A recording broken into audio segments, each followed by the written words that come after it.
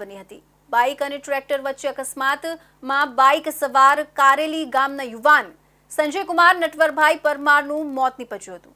અકસ્માતની જાણ વેડજ પોલીસે કરતા પોલીસે મૃતકની લાશને પીએમ અર્થે જંબુસર સબ ડિસ્ટ્રિક્ટ હોસ્પિટલ ખાતે ખસેડવામાં આવી હતી।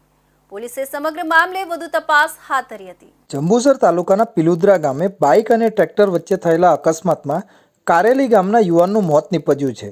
ઘટના પિલુદ્રા ગામ નજીક આવેલી ઉત્તર બુનિયાદી સ્કૂલ પાસે બની હતી। કારેલી ગામના સંજય કુમાર નટવરભાઈ પરમાર બાઇક પર પસાર થઈ રહ્યા હતા। આ દરમિયાન તેમની મોટરસાઇકલની ટ્રેક્ટર સાથે ટક્કર થઈ હતી।